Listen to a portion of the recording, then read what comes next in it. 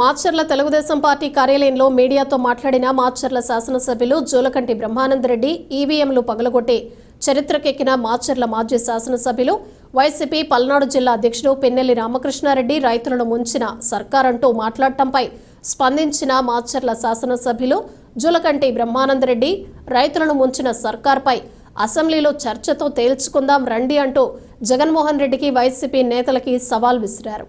వరికపుడిసెల project ద్వారా ప్రతి ఎకరానికి నీరు అందించలేకపోతే రాజకీయ సన్యాసం చేస్తా అన్నది నీవు కాదా అంటూ ఏ ముఖం పెట్టుకుని గత ఎన్నికల్లో పోటీ చేశావంటూ మాచర్ల మాజీ శాసనసభ్యులు పిన్నెల్లి రామకృష్ణారెడ్డిపై తీవ్రస్థాయిలో ధ్వజమెత్తారు. జర్రివాగు లిఫ్ట్ ఇరిగేషన్ తీసుకురాకపోగా మా అమ్మగారి హయాంలో తెచ్చిన ఇరిగేషన్ ప్రాజెక్టు మూలన పడేసింది నువ్వు కాదా, నువ్వు రైతుల గురించి మాట్లాడతావా అంటూ ధ్వజమెత్తారు. గత 15 సంవత్సరాలుగా శాసనసభ్యులుగా ఉన్న నువ్వు రైతుల కోసం ఏం చేశావంటూ ప్రశ్నించారు. ఎయిర్పోర్టు పక్కన రైతుల భూములు దోచుకుంది నువ్వు కాదా అంటూ ప్రశ్నించారు.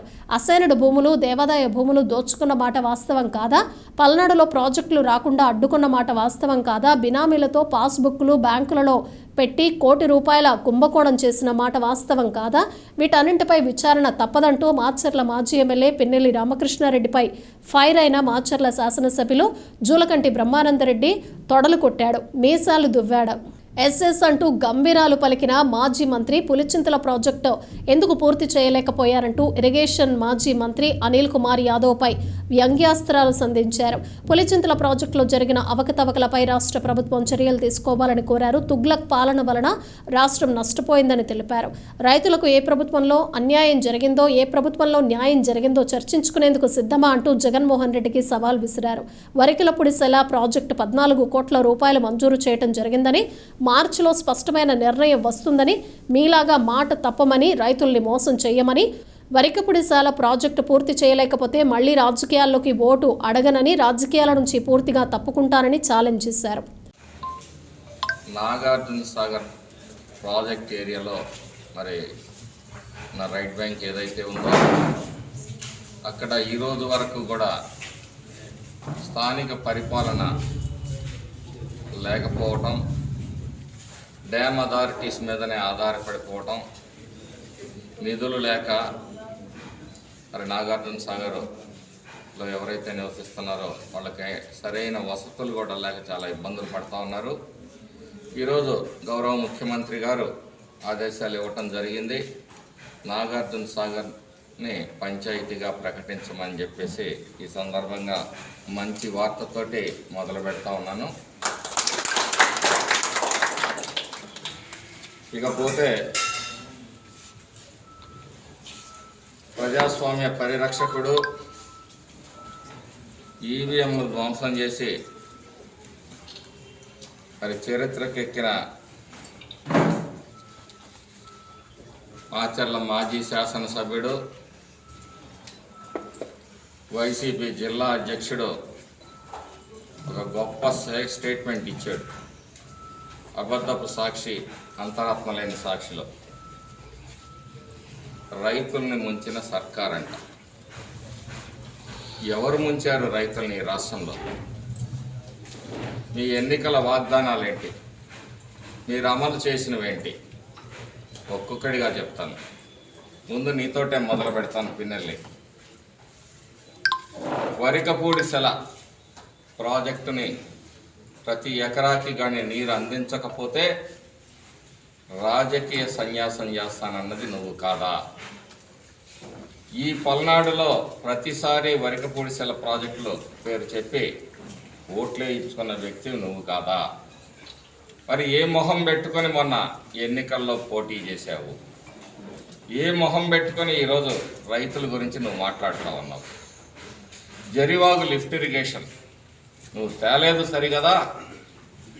ఆ రోజు మా అమ్మగారైన దుర్గామ్మ గారి హయాంలో తీసుకొచ్చిన వరికపూడి జరివాగు లిఫ్ట్ ఇరిగేషన్ని మూలన పడేసింది నువ్వు కాదా? మరి టీసీపీ సొసైటీ పీడబ్ల్యూడి కాలనీలో ఇక్కడ ఎవరు పనికి రాలేదా? ఎవరు అర్హులు లేరా? పేద ప్రజలు ఎవరు? గ్రామాల్లో నీ అనుచరుల పేరు మీద వాళ్ళకి పట్టాలు ఇచ్చింది వాస్తవం కాదా? ఇది నీ అవినీతి కాదా? ఇక్కడ వాళ్ళకి ఎక్కడన్నా ఆధార్ కార్డు ఉందా? ఇవన్నీ కూడా ఈ ప్రభుత్వం, కూటమి ప్రభుత్వం ఎంక్వైరీ చేస్తూ ఉంటుంది. ఒకటి కాదు, రెండు కాదు, చివరికి వరికపూడిసెల ప్రాజెక్టు నుంచి కండ్లకుంట దాకా పైప్ లైన్లు వేసుకొని కరెంటు మోటార్లు ఇరిగేషన్ డెవలప్మెంట్ కార్పొరేషన్ 3 కోట్ల చిల్లర బకాయి పడింది. అక్కడ నువ్వు పంట కుంటలు దోవించి ప్రభుత్వ సొమ్ముతోటి అక్కడి నుంచి మోటార్లు పెట్టి రైతులకి ఎకరాకి 2,000 వసూలు చేసుకుంటూ నీళ్లు అమ్ముకున్నది నువ్వు కాదా? కళ్ళు పూట 9 గంటలు విద్యుత్ సరఫరా చేయాలని చెప్పేసి ప్రభుత్వం ఒక గొప్ప నిర్ణయం తీసుకుంది. మీరిచ్చింది రైతు భరోసా కూడా 3-4 దఫాలుగా ఇచ్చారు. తాపకు 2,000, 2,500, 3,000 చొప్పున అట్లా ఇచ్చారు.